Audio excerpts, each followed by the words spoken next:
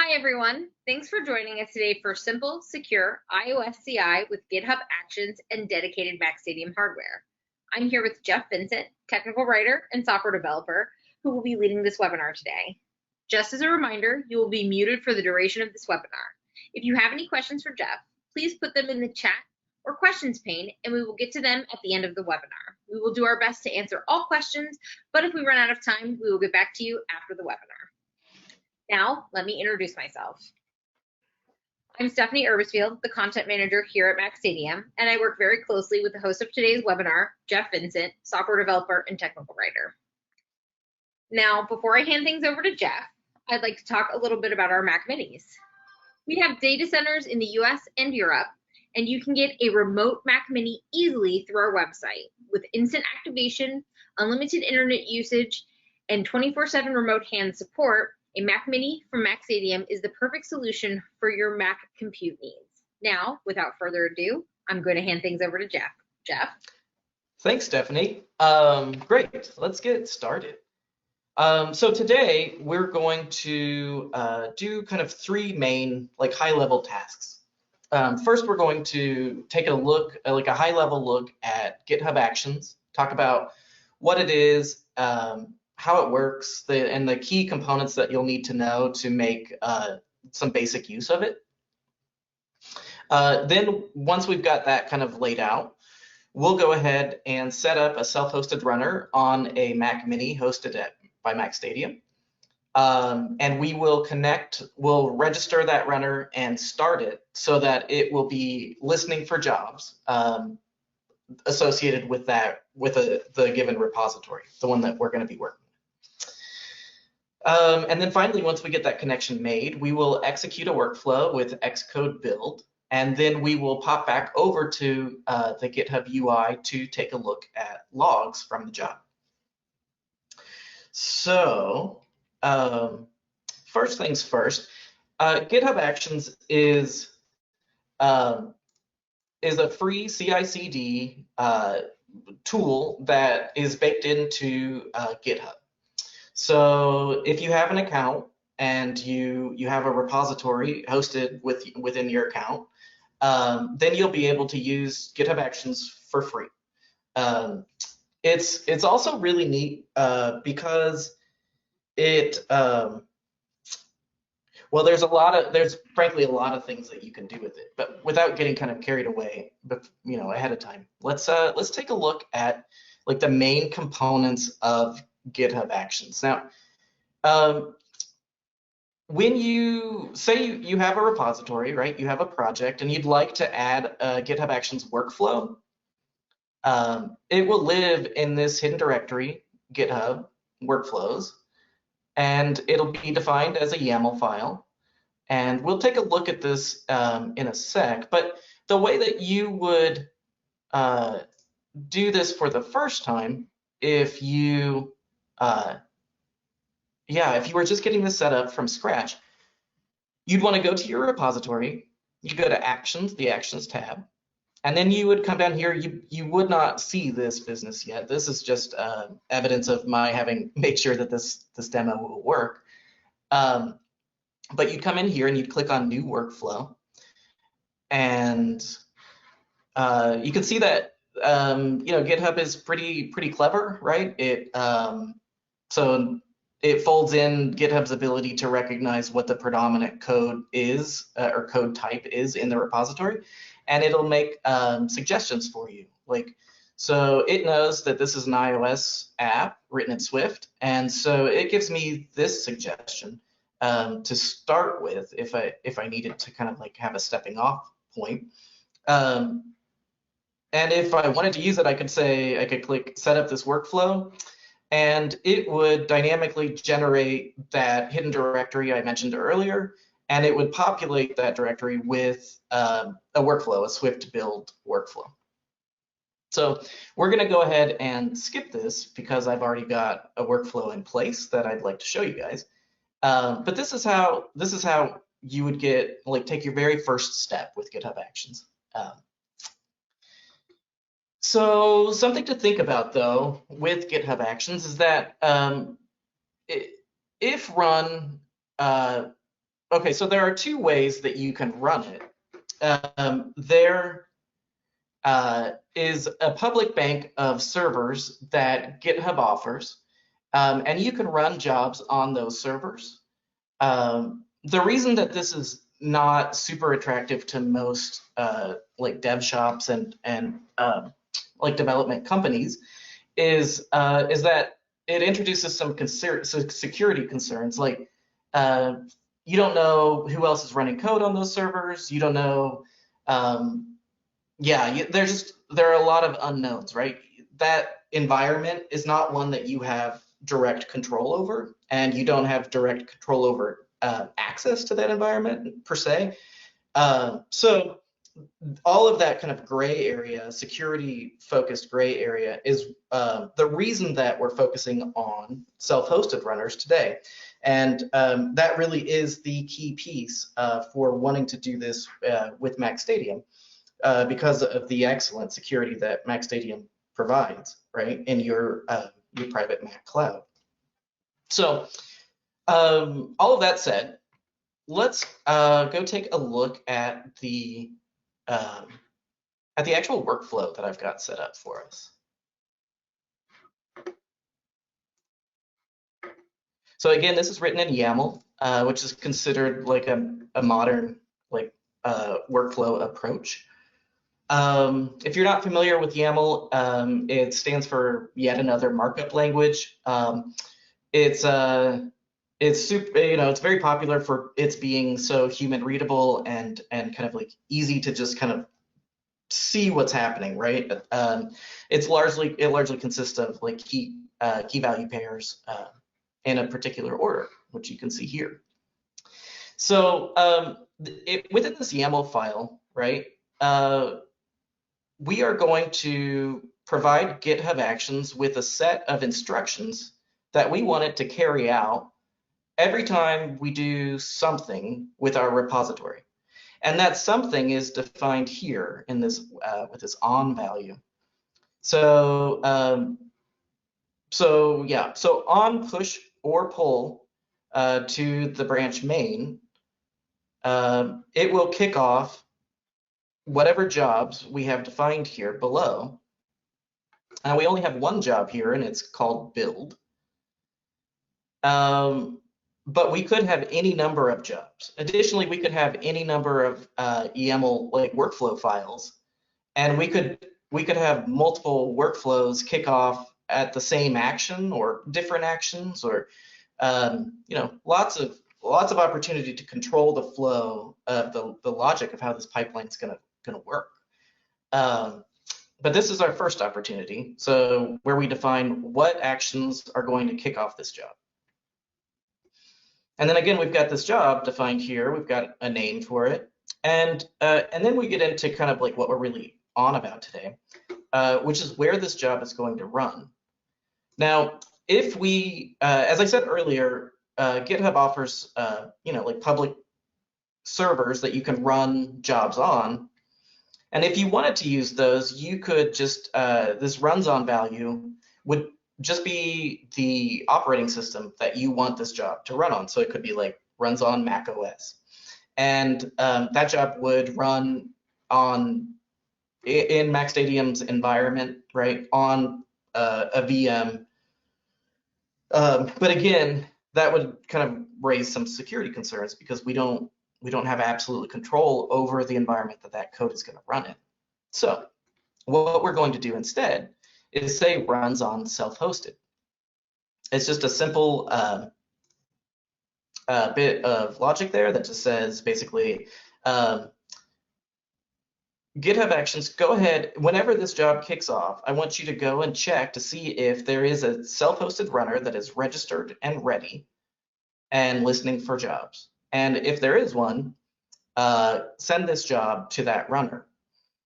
You can further kind of delineate where jobs are going to run with an additional tag here. So you could, I'll show you that real quick. Okay, so you could use something like this, right, where you'd have your runs on statement, and then it could run on self-hosted. It's enclosed in brackets and comma separated, but then you could pass additional selector tags. So if you wanted only a subset of jobs to run on certain machines and that sort of a thing, this is how you could achieve that. You can control where the job is going to run.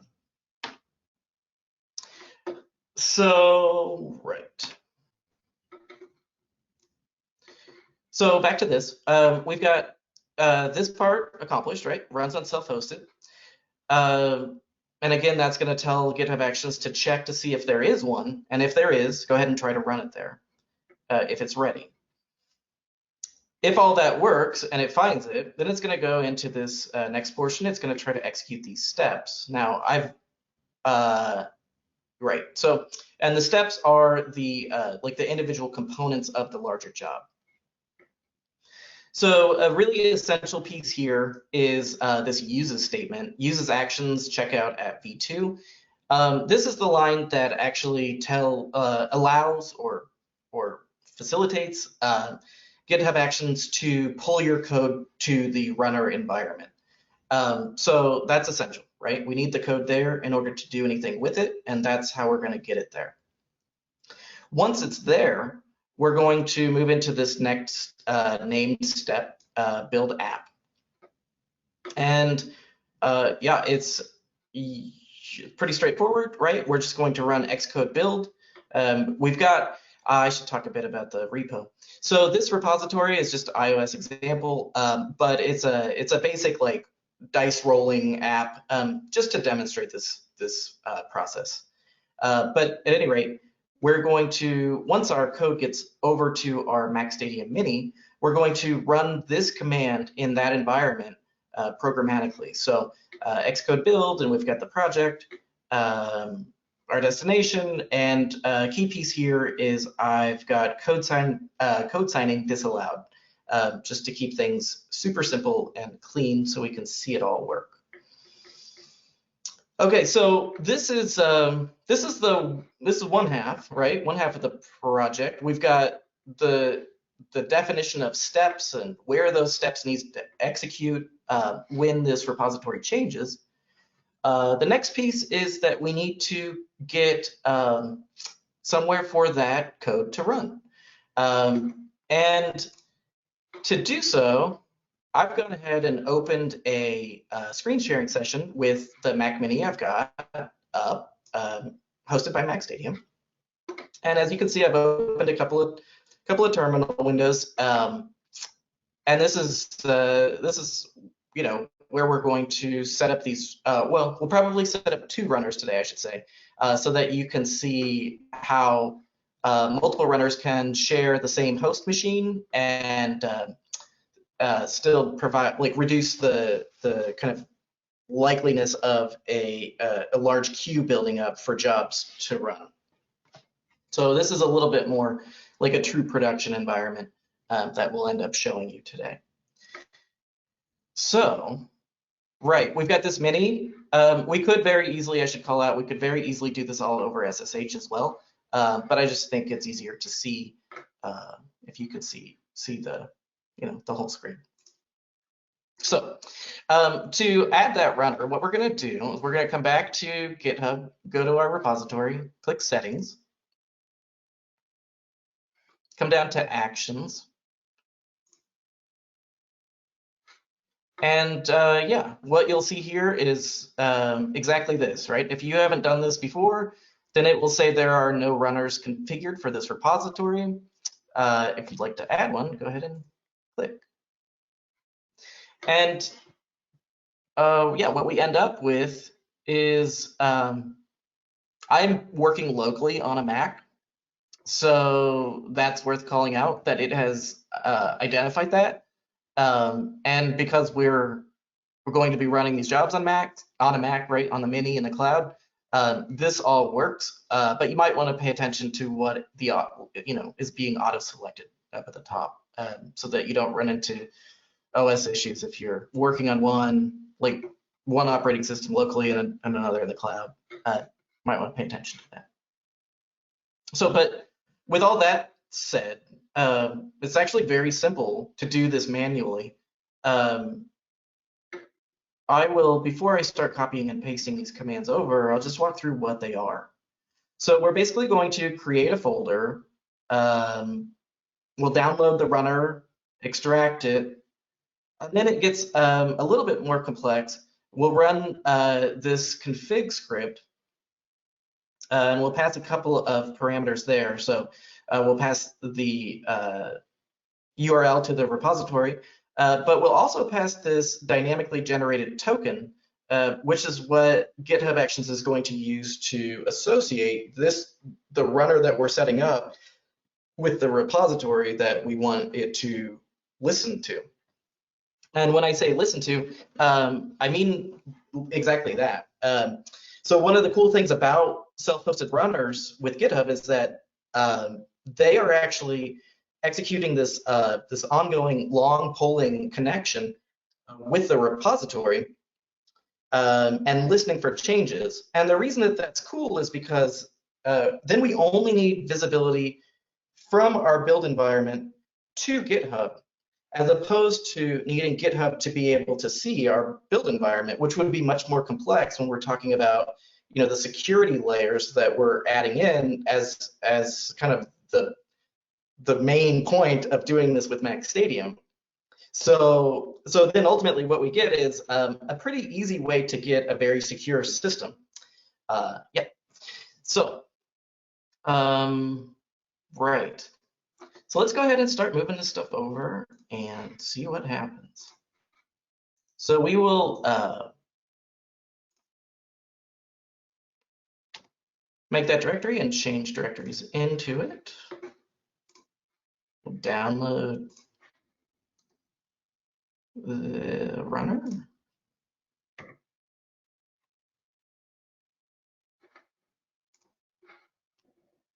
And extract it.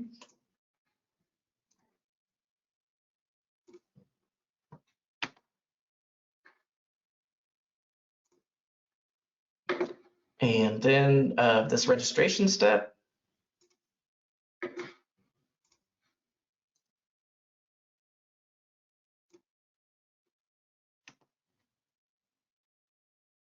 So it's worth calling out that you will get a new token every time that you go and try to do this. And the tokens have a relatively short life. They are, I think, only good for like 60 minutes or so. So anyway, just something to think about, I guess. So for this first runner, we can accept all the defaults, excuse me, the name.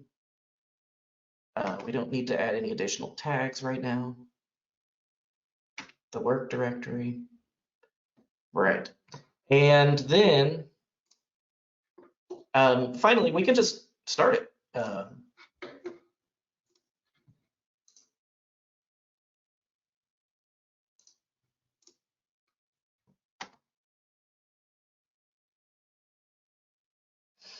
And like that, it's up, it's listening for jobs. We can confirm that that connection was made well by coming, I guess we can just refresh here, maybe. Or let's,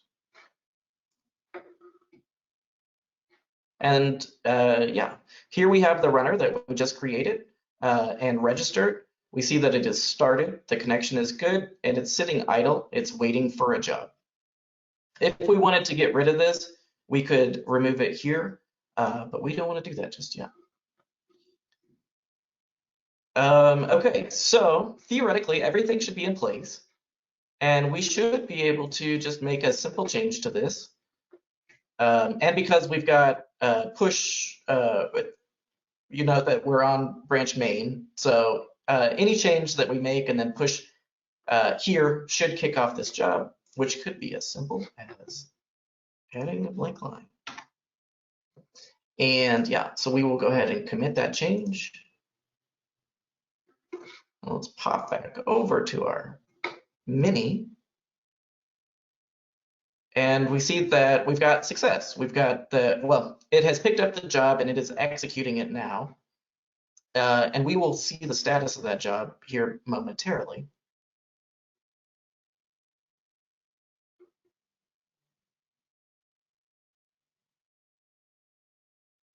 You might notice up here that we've got Xcode build being executed, right? So Xcode is being called in the background, and that process is executing on this machine. We don't see any terminal output, but we can view it in the logs on GitHub. We'll do that here in just a sec.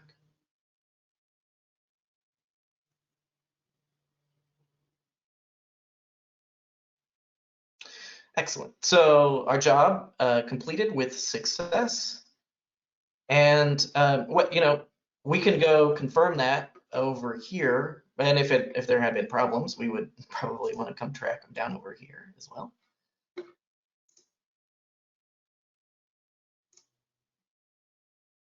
So a lot of this is kind of like peripheral.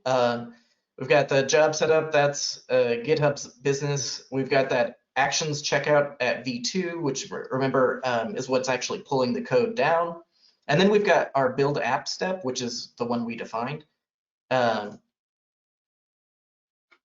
And yeah, so we can see, right, the command that was executed, we can see all of the Xcode output, and we can see that the build succeeded. So a really pretty simple, straightforward way to get static CI set up for Mac OS and iOS apps. Yeah, so as promised, I'll go ahead and set up another runner, and you can see how these will not interfere with each other, and they won't get in each other's way. It's pretty slick, actually. So we'll go to add another runner. We'll go back to settings, go to actions,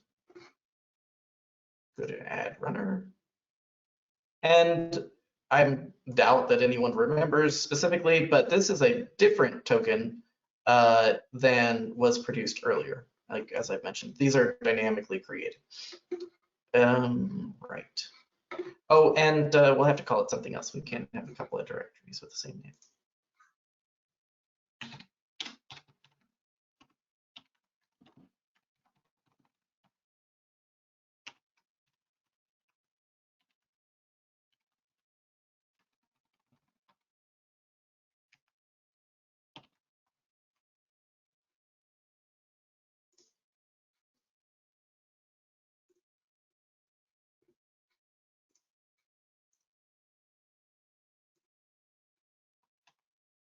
We'll just run through these same steps again. So we'll download the runner and extract it.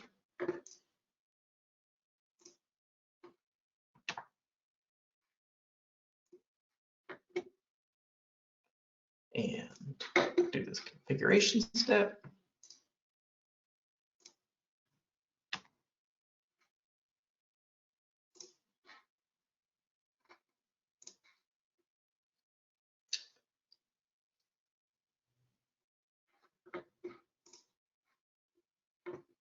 It's worth calling out here that we cannot reuse the same name, so I will call it 2541. Oh.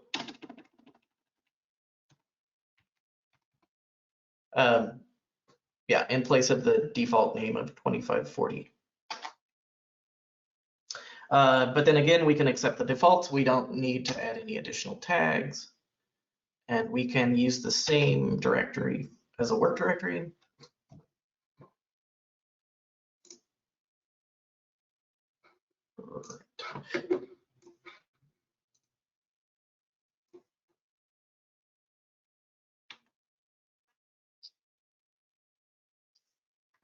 So now we can see this is sort of the idea, right? Where we could have a bank of these runners all running on the same machine, right? It could be a mini or, it could be a virtual machine with MacStadium, but either way, this will work exactly the same.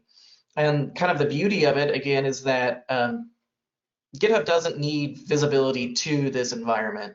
This environment just needs access to the internet, basically, so that it can check in with GitHub, which is, again, much easier to achieve. So, and then to demonstrate how these two runners could share work, right, I will hop back over to GitHub and make a couple of quick changes so you can see the two jobs kick off.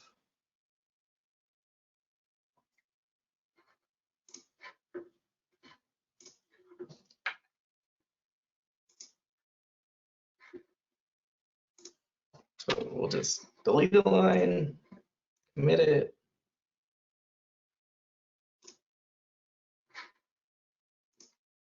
add a line, and commit that. Okay, so we've got the first job running already. Now we've got the second job running, right? GitHub Actions recognized that this runner was not available, so pass the job to the second runner. And then in that interim, right, we've got this job having finished, and this one will finish shortly. And yeah, that's it in a nutshell. There are lots of opportunities to extend this, right, become much more complex. It is worth calling out that this like installation and connection process can be scripted. It can be done programmatically by hitting GitHub's API. So you can generate that token that I've been kind of talking about programmatically by, like, you can basically log into GitHub, right? Tell it who you are. And then if you retain that session information, you'll be able to hit the GitHub Actions API and get this this token to associate the runner dynamically. So I guess the point is, this does not have to be done through the UI, but it is very simple to do through the UI. Right. Yeah, I think that kind of gets us where we need to go. Stephanie, how are we looking on questions? Yeah, we have a few questions that came in. Cool. So just a couple. So let's get to it. This appears to be a very straightforward. This appears to be very straightforward for a simple setup. Do teams generally stick with GitHub Actions, or do they outgrow it in time and move to another tool? That's a great question. So yeah, like I was kind of alluding to a little bit earlier, it is very simple. Absolutely, it is very simple to set this up for static builds, right? Those in which we will keep these runners up and alive and listening for more than one job, right, for an indefinite period of time. This is a really intuitive approach. That said, though, there's a lot of kind of infrastructure and support built around GitHub Actions that allow for much more complex pipelines that maybe ephemeral pipelines, maybe some kind of a hybrid approach. There's a lot of room to work with GitHub Actions. It can be very simple. It can also become, pretty sophisticated pretty quickly. So I think to answer that, yes, it's simple, and yes, there's room for teams to grow within the GitHub Actions kind of environment. So, so Jeff, our last question is, how many self-hosted runners can run on a 2018 Mini? Great question. We've actually done some internal testing around that and have found that 8 runners can run on a 2018 Mini and work well. It is worth noting, though, that because the runners are doing this long polling in the background, the more runners you stack up on a Mini, the less performant they will be in like sum total. So So yeah, so we found that maybe like 4 to 6 would be ideal for teams, because then you still get the full you retain enough processing power to run the job quickly, right? You're not slowing the job down, which could be the case if you had more runners that were eating up additional kind of compute, like processing power with these background tasks. So Fantastic. So like 4 to 6 probably. Great. Well, thank you all for joining us today. The video of this webinar will be available in the next few days. To stay up to date on our webinars and the MacStadium blog, be sure to join our MacStadium Slack community Slack and follow us on LinkedIn, Twitter, and Facebook. Thanks again to Jeff, and we hope to see you for our next webinar. Thanks, everyone.